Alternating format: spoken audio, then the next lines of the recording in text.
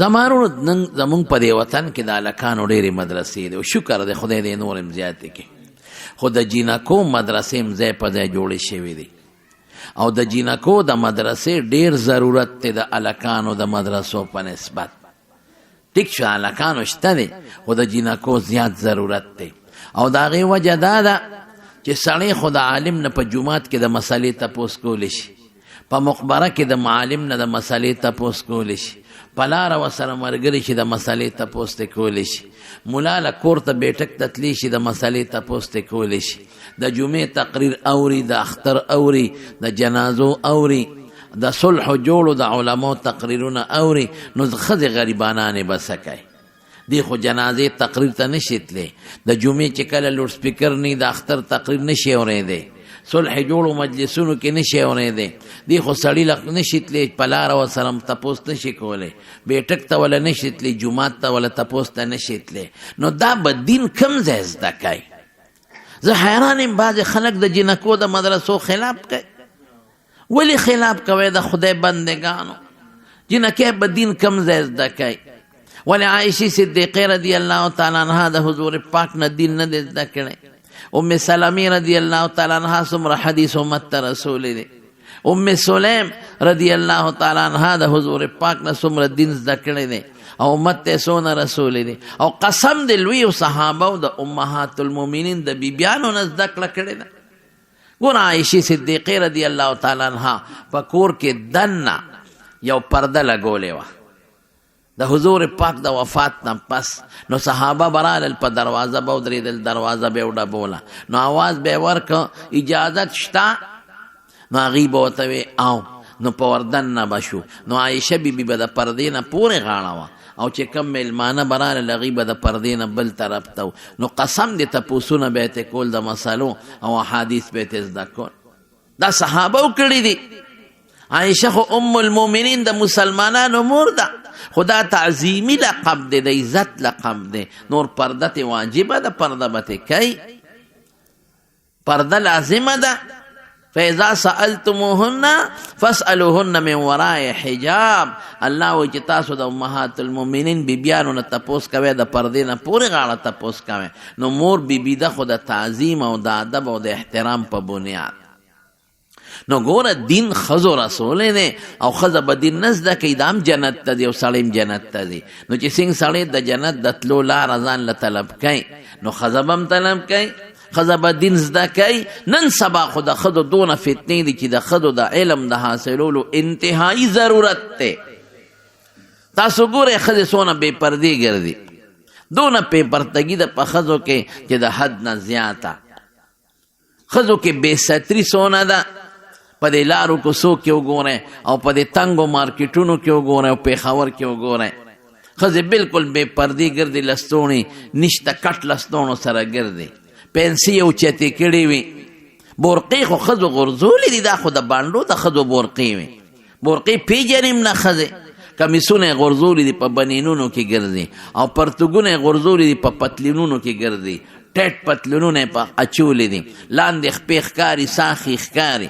او په دې ودونو خادو کې څومره د ښځو فسادات دي، هلکان او جینکۍ یو بل سره ګډې ګرځي او ګډې وراګانې یو بل سره کوي او په ګډو جنجونو کې ګرځي او ستر پرده نه کوي. دا به د څه نه خبرېږي؟ بل پیغمبر خو نه راځي، رسول الله مبارک نه پس بل پیغمبر نه راځي، حضور پاک خاتم النبیین والمرسلین دی. نو دا دین به ورته څوک ښایي؟ دا به ورته عالمان ښایي یا عالمان ښځې به ورته ښایي. نو دې کې بد رد مه وایه د ښځو د مدرسو د خدای بندګانو. پرېږدی چې دا ښځې دین زده کړي، قرآن زده کړي، پرده زده کړي، حیا زده کړي. او یو ښځه چې نیکه شوه نو یو مثال ته اوس وګوره. د حضرت حسن بصري رحمت الله علیه یو مریده وه، یو زنانه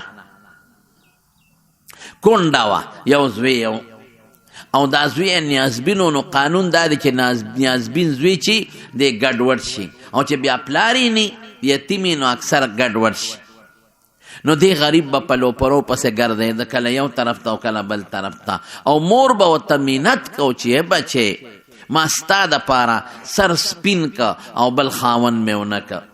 د نبی کریم صلی الله علیه وسلم مبارک یو حدیث ته چې کومه ښځه کونډه شوه او دې د خپل بچي دپاره سر سپین که چې دا بچی د نیک کم صالح کم، ولې چې عموما ښځه کونډه یو دویم وادو کې شریعت کې صحیح دی کولی شي، نو بچی ضایع شي ګډوډ شي، پلندر خو د پرکټو خیال نه ساتي کوي، نو بچی ستا دپاره ما سر سپین کا. نو حضور پاک فرمایي چې دغسې ښځه سر سپین کی د بچو د خاطر او دویم وادو نه کی، دا ښځه به جنت ته ځي، دا په جنت کې د پیغمبرانو په ګوند کې اوسیږي. نو هغه ښځه ورته وایي دې بچي ته چې بچی ستا دپاره ما خپل سر سپین کا. د واده شوق خو د سړي مې او د ښځې مې، او بیا د واده کړي سړي او د واده کړي ښځې زیات شوق وي نسبتاً. نو ما ګوره خپل ځواني ستا دپاره دوړه کړه، ختمه مې کړه، او ما ستا دپاره ځان بوډی که او سر مې سپین که. بچې د خدای خاطر وکړه او مه کوه دا لوپري. ابه لوپرانو سره، نشیانو سره، جوارګرو سره، غلطو خلکو سره کېناستېده، او د پلار چې څومره جایداد او مال او ټولې په دې دوړه که. زمانه د حضرت حسن بصري وه. حسن بصري ډېر لوی سړی تېر شوی دی، ډېر لوی شخصیت و. ګور یاد وساته حسن بصري زمونږ په څلورو واړو طریقو کې چې کوم سندونه د طریقت دی، که نقشبندیه مبارکه ده او که قادریه مبارکه ده او که چشتیه مبارکه ده او که سهروردیه مبارکه ده، په دې سندونو کې هم د نوم دی. د ټولو پیرانو په پیره کې دی، لیکن ورسره لوی محدث هم دی. په بخاري شریف کې او په ترمذي شریف کې او د حدیثو په کتابونو کې د ده نه ډېر زیات روایات دي. عن الحسن، حسن ابن یسار نوم بصري، ډېر لوی سړی و، لوی د حدیثو استاد و. د امام ابو داود، امام بخاري، امام ترمذي، امام مسلم، د دې ټولو د حدیثو په استادانو کې د ده نوم شامل دی. لوی محدث دی. مونږ خلک چې ورته شیخ الحدیث وایو، دا هغه زمانې لوی محدث دی. یوې خبرې پسې بله را یادېږي. یو ځل یو سړی په بصره کې یو حافظ و قاري و څه غلطي ته شوي و، نو قرآن شریف ته هېر شوی. انسان باندې بعضې وخت خدای په دنیا کې یو مسله راولي چې دی ما ته متوجه شي. چې قرآن شریف ته هېر شو، حسن بصري صاحب له ورغی، وی صاحب ما ته دعا وکړه، ما نه قرآن هېر شو. قرآن خو چې یو ځل سړي نه هېر شي نو بیا دوباره را یادول اسان کار دی، او چې عمر هم بیا زیاتي، په هلکانه او ماشوموالي کې په اسانه یادېږي، وروسته خو بیا ګران شي. ما نه قرآن هېر شو، ګناه رانه شوې ده، توبې مې وسستې دي، خو څه وکړم. نو دا مشران بزرګان سړی لږ کړی، هغه ورته وی ټیک ده، خو لاړ شه مکې مکرمې ته، او هلته مسجد خیف دی، اوس هم شته په مینا کې. هلته یو سړی دی او زما استاذ دی د احادیثو، هغه له به ورشې، نو هغه به درته دعا وکړي، وظایف به هم درته وښیي، نو الله به درته واپس را یاد کړي. د ویناشه پیاده مزل دی، د بصرې نه غریب را روان شو قافله کې او مکې مکرمې ته راورسېد. مکه کې تپوس وکړه، خیف بني کنانه دا جماعت هلته دی په مینا کې، کم ځای دی چا ورته ځای وښو چې لاړ مسجد خیف ته، نو یو سړی جومات کې ناست و. داسې اوس خو ډېر لوی شاندار جومات دی، هغه زمانه کې راکوټې جومات او دا جومات په هغه ځای جوړ دی چې کم ځای نبی کریم صلی الله علیه وسلم په مینا کې په حجة الوداع کې خپله خیمه لګولې وه. د حضور پاک د خیمې په ځای دا جومات جوړ دی. نو دی سړی وی چې زه ورسېدم، د مازدیګر مانځله ور ورسېدم دې جومات ته او مونځ مې وکړه. نو چا نه مې تپوس وکړه چې حسن بصري صاحب چې ما ته کوم سړی ښولی و عالم، نو ما تپوس وکړه څوک دی؟ وی چې دا مونځ دی ورپسې وکړه دا دی. وی ډېر خلک راتلل دی مولانا صاحب له دې عالم له، او چا ته دعا غوښته، چا ته د مسلو تپوس کو، چا د حدیثو تپوس کو، ډېره ګڼه وه پې. نو زه یو طرف ته کېناستم چې ودرېږه دا ګڼه کله خوره شي نو زه به ورشم خپله مسله به ورته ووایم. خلک راځي او ځي، مازدیګر نه پس هسې هم د علماو ته خلک راغونډېږي، نو خلک راځي او ځي. وی یو سړی مې ولید څادر یې په سر اچولی او بالکل داسې پټمخ غوندې و. ام راغی، خو دغې سړي دې ملا صاحب سره دا ما ته چې چا حسن بصري صاحب چې هغه راته څوک ښولی، نو هغه سره یې لاس میلو که ستړي مشي وکړل او واپس لاړ. نو شی وه ما ته او څادر یې په سر و، مې چې دا څوک ده خو نه د مسلې تپوس وکړو نه د حدیثو، لاس یې میلو کړو لاړ. خیر وی بس خلک راځه او ځه، چې دا خلک خواره شو نو زه ورغلم، زه ورسره کېناستم. نو ما وی حضرت زه خو د بصرې نه راغلم او زه د قرآن حافظ یم، ما نه یو ګناه وشوه او ما نه قرآن هیر شوی دی. نو تاله راغلم که څه وظیفه درته معلوموي او یا درته څه دم معلومي یا څه دعا معلو کې ما توبه استره. او حضور پاک فرمایي الندم توبتون، چې سړی په ګناه ستوماني دا توبه مې استره. نو ما ته یا دعا وکړه یا څه وظایف راکړه.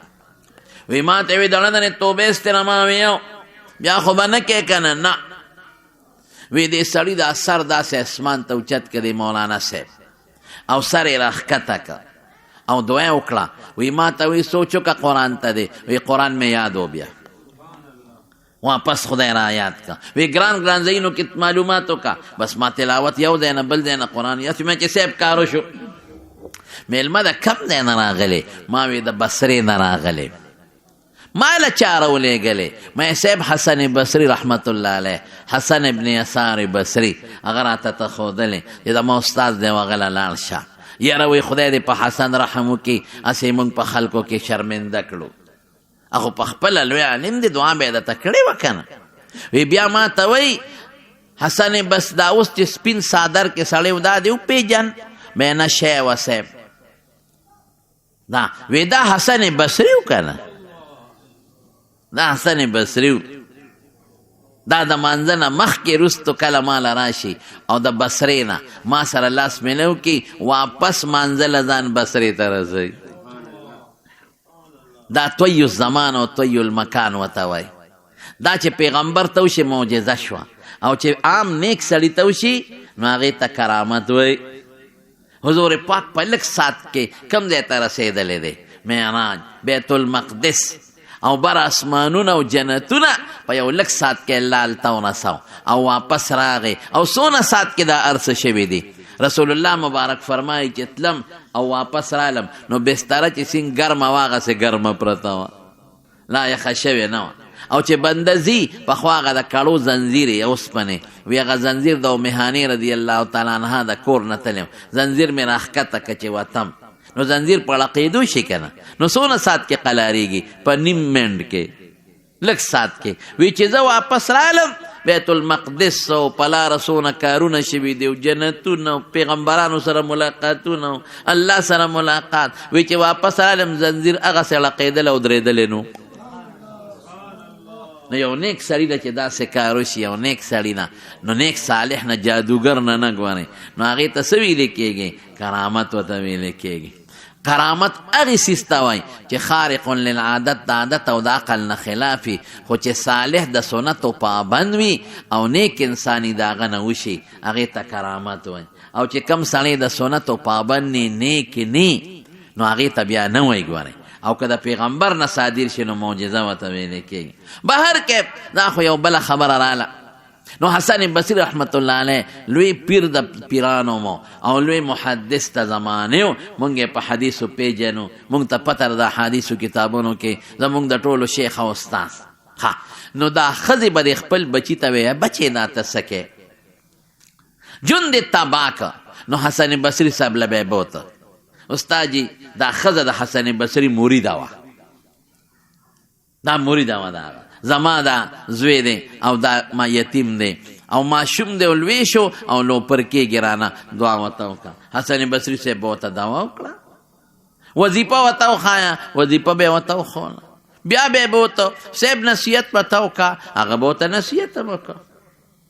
کله به حسن بصري صاحب له ډوډۍ وکړه دې ښځې او کور ته به یې راوسته، دې دپاره زما دې بچي ته لږ نصیحت وکړه، دا بچی رانه لوپر کېږي، زما خدا مقصد و چې په د علم وکړم، دا بچی مې نیک شي، دا بچی مې صالح شي. ګوره نیکه مور د بچی په دې فکر کې، بدعمله مور او بربنډه مور د بچی د دین فکر نه کوي، هغه د بچی د دنیا فکر کوي. ایو بچی مې د حرامه راوړي خو چې سره وړي، بچی مې د په ګناه کې سري خو چې زما تابعداري، بچی مې د ارسه کوي خو چې د ښځې نه او زمی، او ښځه وایي دا خاوند مې د ارسنګی خو چې د مور نه زمی. دا ټول د ګناه خبرې دي.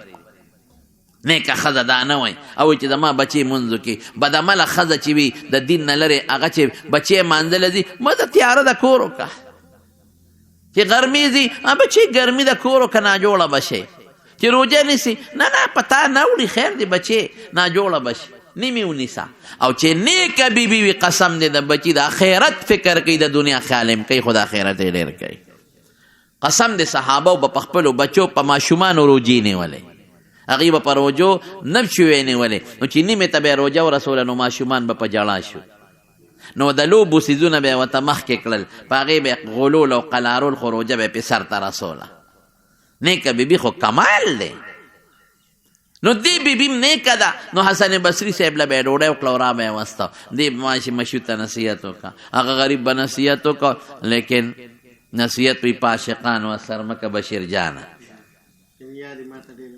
او ګنې یادې ما ته ډېرې مسلې نو که زه ډېر نصیحت بشیر جان ته کوم نو سپې به دې څه په یوې واورې او په بلې وباسي ده ته مې هم ډېر نصیحتونه کړي دي خو دې منلو والا نه دی هسې مې مرید دی دی ما ته وي زما په ویړه دنیا کې ته یو پیر یې بل مې نشته مې د خلکو ویم یو پیر شل خو نه خو زه یم زما هم په ویړه دنیا کې یو ته مرید یې بل مې نشته او ستا غوندې مرید مې خدای په قسمت رسولی دی خدای دې خوشحاله کړي زما ډېر خوښ دی ولې مې خوښ دی خشتناتونه د رسول الله مبارک وی او مدح کوي او معذور هم دی او په یو څیز نن زه ډېر زیات دلته ګورې وختي فکرمن شوم چې نور کله به زموږ محترم رور هدایت شاه صاحب سایل دلته موجود و نن نشته زه حرم کې وم زه ترې هلته خبر شوم بیا ډېر لیټ رالم قسم دی په حرمینو کې مې وله دعاګانې کړې ډېر محبتي انسان او ډېر مینه ناک او د قاري صاحب محترم سره ډېره مینه وه خدای وله څونه ښکلی مرګ ورکړه خلک وي نعتونو د نعتونو برکت تاسو ولیده د حضور پاک د صفت د رمضان او د کمو شپو مرګ وله خدای ورکړه به هر کیف حسن بصري صاحب بیا راوست مینتونه نصیحتونه خو په هغه اثر نه کېد بیا به یې راوست ډوډۍ به یې وکړه هغلې یې مړه ستړې کړه څه فایده نه وه اخره کې د هلک ناجوړه شو د دې بوډۍ زوی چې ناجوړه شو ډاکټران حکیمانو نه علاج چې څه باقي پیسې میسې وه هغه په هغې لاړه او داسې پریوت چې هغه زمانې حکیمانو طبیبانو وی چې دا جوړېدو والا نه دی دا نه ښه کېږي نو مور غریبه ورته کېناسته مور ورته وایي ای بچې ما درته نه وی چې سم شه اوس به څه کې خدای راونیولې ما درته نه وی ځکه نو اوس پاسه اوس ته لوپران څه شو انشیانو سره چې به ناست وی څه شو پیسې چې د نه خوړی ملګري دي څه شو ټول ختم اوس به د یو الله ملی په قبر کې کا دې خوشحاله کړی وې څه خبره وه هر څه پاتې اوس دوستان هغه نشیانه پوډر ملګري څه شو څه هغه زمانه کې چې څه نشه وه لوپر ټایپ خلک څه شو څه درنه تښتېدل که نه درې مالونه وال زما دې نه منل حسن بصري درته څومره نصیحتونه زما استاد وکړل زما پیر صاحب نو تا نه څه جوړ شو څه نو دا لکم دې مو سپې شو یاره مورې بس وي زه څوک کم وی بچی یو کار وکړه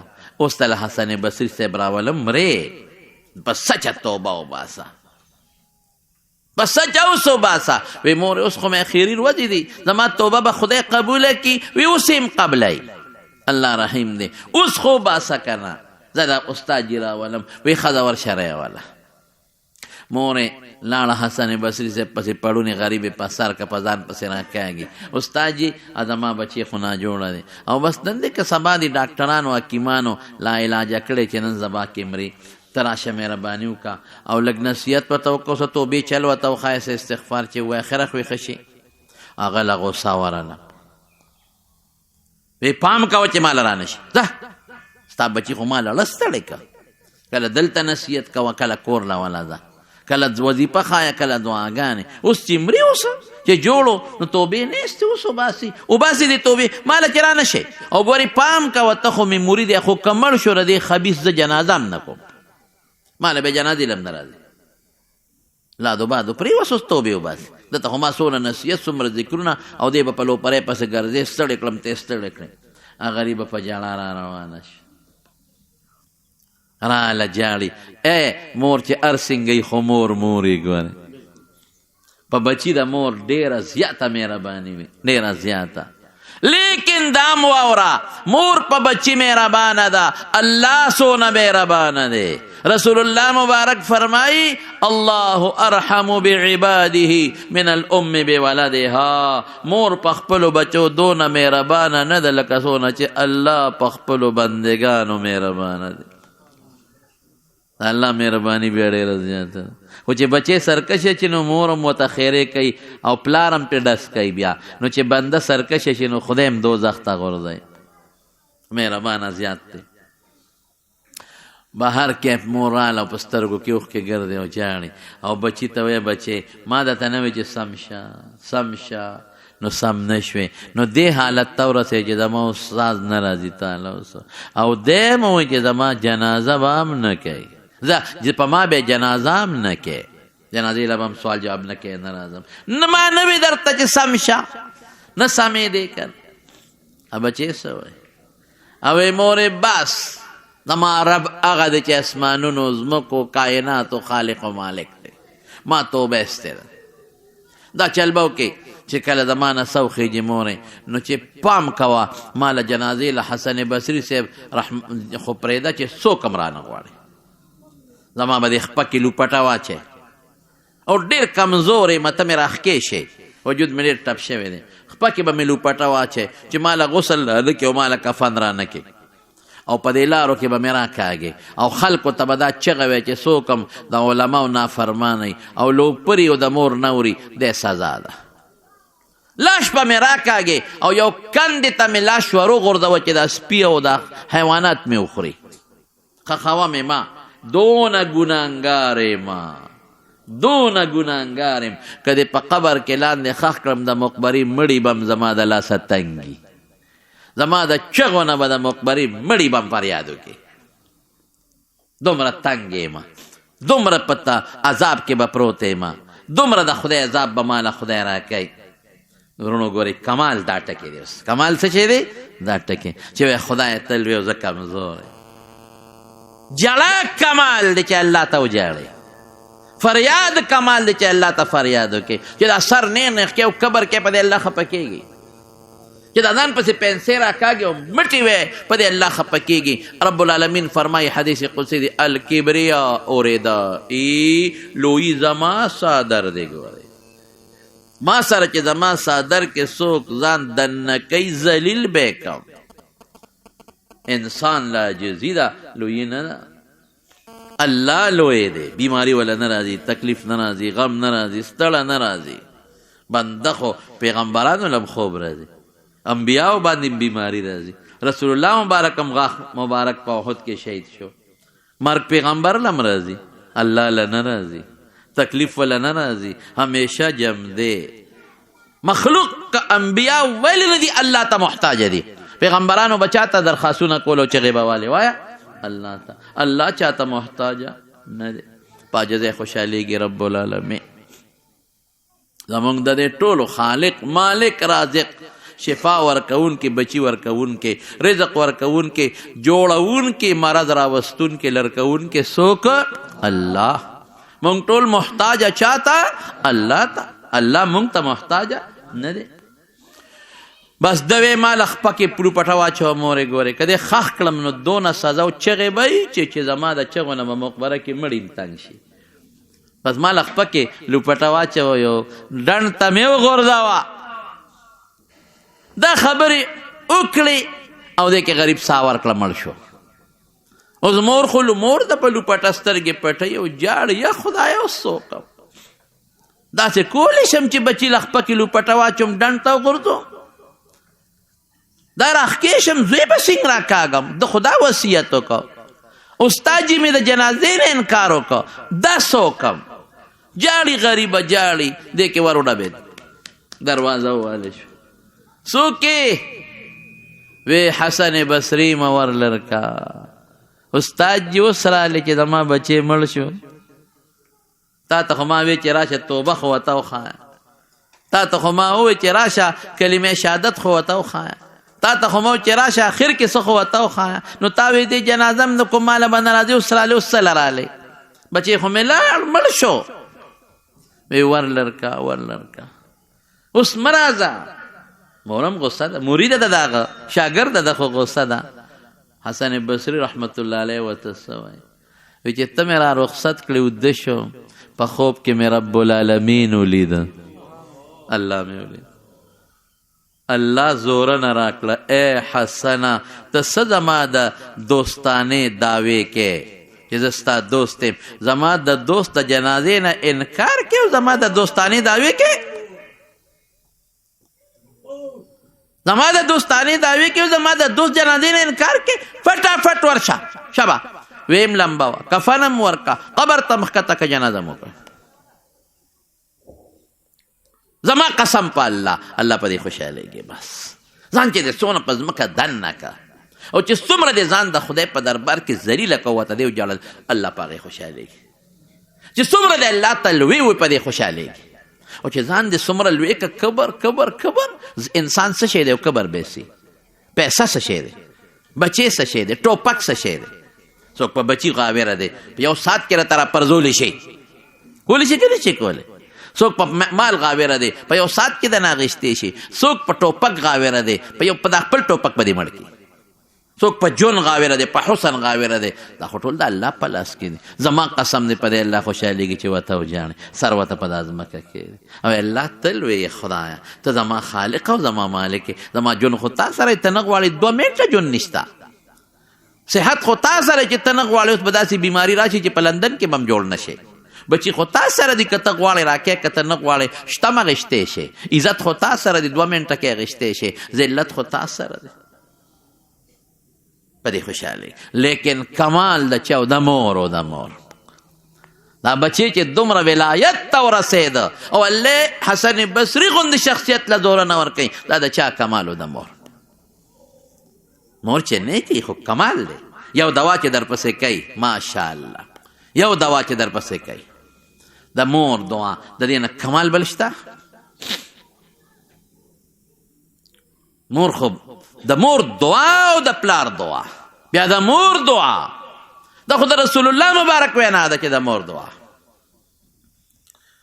دا قبلیږي د انسان خو چې کمال ته رسید عبدالقادر جیلانی رحمت الله علیه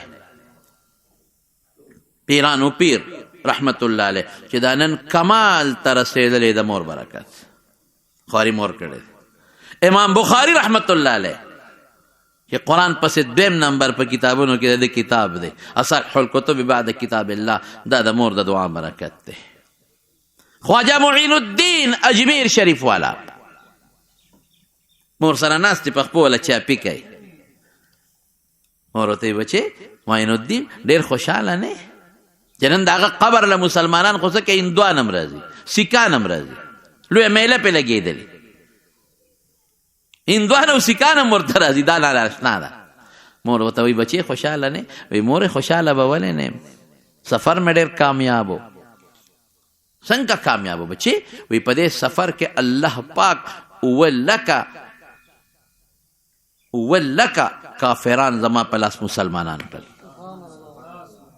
7 لک او یا لکه بدمله مسلمانان خدای زما په لاس بیعت کړل او نیکان شو خوشحاله منه مور ورته وخندل معین الدین بچې دی کې ستا څه کمال دی دا خو زما کمال دی نو دا نیکان هوښیاري عالمان هوښیاري دا هم ګوره زمانې لوی عالم مورې دا راته ووایه چې دا ستا څه کمال دی درسونه ما وکړل خلکو ته تقریرونه ما وکړل خلکو ته جومات په جومات کې وعظونه ما وکړل خلکو ته جومات په جومات کې بیعتونه ما سره وکړل مریدانو ما له خلک جمع کړل شاگردانو ما له خلک جمع کړل کوڅه په کوڅه زو کړی د مشرقي بنګال او دا مشرقي بهارت سفر مې وکړ په میاشتو مزلې ما وکړې بیعتونه ما سره ذکرونه ما وکړل قرآن ما وکړل درسونه ما وکړل خواري ما وکړل ته خو دلته کور ناسته ته د ما برکت دی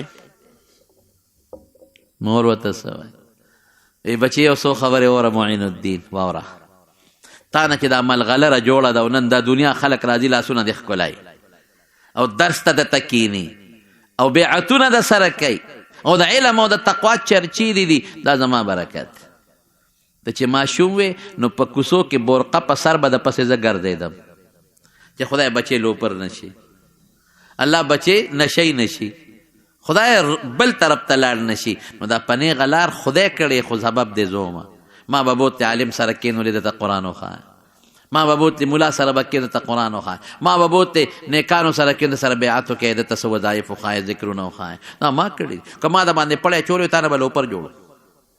واقعي. دویمه واوره بچې، دویمه واوره ادا ده بچې چې ته کله زما په غېږ کې وې، ګوره نیکې مور ته ګوره، او ما پی در کول، نو داسې وخت په ما نه تېر شوی چې ما تاله بیا 10 وخت کې پی در کړي. تا دا 10 والا مور پی څکلي دي، هغې مور پی دې څکلي دي چې هغه 10 کې وه. نو چې کم د داسې مور پی وي، نه به دا برکت نه پیدا کوي. او درېیمه موره بچې، درېیم دا چې ته کله وځې که نه، نو زه مصلې ته وخېږم، نو زه خدای ته لاس اوچت کم، خدای زما بچې ستا د دین دپاره محنت کوي، لګیا دی، مریدان دي او شاګردان دي او تقریرونه دي، وعظونه دي، خدای ته خو د په لاس کافران مسلمانان کې، او خدای بدعمله پې توبهګار کې، نو دا زما لپې لپې دواګانې در پسې روانې. دا حقیقت دی. دې زمانه کې د جینکو مدرسه او د زنانو مدرسه انتهایی اهمیت لري. دا نکاح نشي. قرآن زده کې قسم دې د ډېرو ښځو له قرآن شریف نه ورځي، ډېرو ښځو غریبانو له منظم په صحیح طریقه نه ورځي. نو د جینکو مدرسې ډېرې ضروري دي چې قرآن پکې زده کړي. ناظره خو پکې زده کړي که نه، حفظ پکې زده کړي، تفسیر پکې زده کړي، ترجمه پکې زده کړي، 2 حدیثه پکې زده کړي، او کله علم پکې شروع کړي، عالمه شي. زه به راته لنډ مثال درکړم، لنډ. ستاسو د علاقه خو ډېره ښه ده، تاسو لږ اخوا دې بازارونو ته لاړ شئ، ښځې بربنډې ګرځي، لیکن بعضې جینکې چې مدرسو کې سبق ویلی دی، برقه کې به ګرځي، جرابې به اچولې. دا د مدرسو برکت دی که جنۍ نیکه شوه، سبا دا واده شوه، د مور غېږ د ماشوم لومبی مدرسه چې دا نیکه ده، د دې بچې به هم نیکې، او که دا په خپله پودړه د بچې به رقم دی نه نیک شي. دا خو ډېر ضرورت دی د جنکو د مدرسې. او څه به ورته ښایي، هلکه مدرسې ته مه لېږه. ولې مه لېږه؟ ګرن ورته ښایي څه، که قرآن ورته ښایي، قرآن ورته ښایي. که دې مدرسه کې ګرن ښودلی کېږي بیا مه لېږه، که په دې مدرسه کې د سیکانو کتاب ښودلی کېږي بیا مه لېږه، خو که په دې مدرسه کې د الله قرآن ښودلی کېږي نو مه منې کوه، لېږه. که په دې مدرسه کې د الله او د رسول ښکلې عقیده ښودلی کېږي نو مه منې کوه. دې کې الف زبر او با زبر با ښودلی کېږي نو خوشحاله شه، مدد وکړه. زنانو لم پکار چې خپلو خاوندانو ته وایي، خپلو لوڼو زامنو ته وایي، او خپلو پلارانو ته وایي چې بابا موږ دې مدرسې ته ځو، موږ مه منې کوه. هلته خو موږ قرآن زده کوو، دین زده کوو، د پیغمبر مبارک علم زده کوو. خدای له به ځو، قیامت پر ورځ به رانه خدای تپوس کوي، هلته به ځو، قبر کې به رانه خدای تپوس کوي.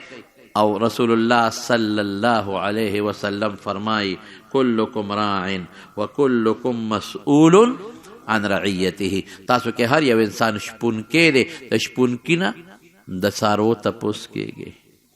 پخوا به د شپون له خلکو څاروي ورکړل، نو هغه به څارول، نو ماښام بیا هر یو څاروي خپل کور ته راشړو، نو چې کم څاروي به ترې ګډوډ شوي تپوس به کوئ زما څاروي خیال دی نه دی ساتل. نو د خاوند نه د ښځې بچو تپوس کېږي، پلان نه د بچو تپوس کېږي، نو دا به د الله تپوس کوي. نو بچی راولی، زنانه راولی، په دا مدرسو کې داخله کې. او دا بیا تاسو له دې ځای کې دلته خو نږدې مدرسه هم نشته. قاري صاحب فرمان الله صاحب محترم د خشته مدرسه جوړه کړه، مولانا صاحب پکې لګیا دی، خدمت کوي، الحمدلله.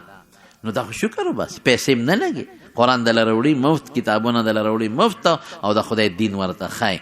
نو دې سره مدد پکار دی، الله خوشحاله کوي. دې سره تعاون پکار دی، الله رسول خوشحاله کوي. دې سره مدد پکار دی، فرشتې خوشحاله کوي، کائنات خوشحاله کوي.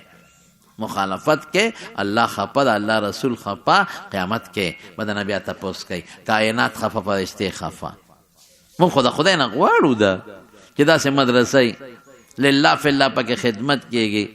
نو د دې ماحول خلکو ټولو نه دا هیله ده، زنانه به زما دا خبرې اوري چې په ګڼ تعداد کې راځئ او دین دلته زده کې، قرآن دلته زده کې، او چې کم رونه بیګان دي هغوی د خپلې خویندې خپلې لونه او دقه رنګې خپلې بچی راولېږي چې دلته دین زده کړي قرآن د دې به زموږ نه تپوس کېږي د قیامت په ورځ باندې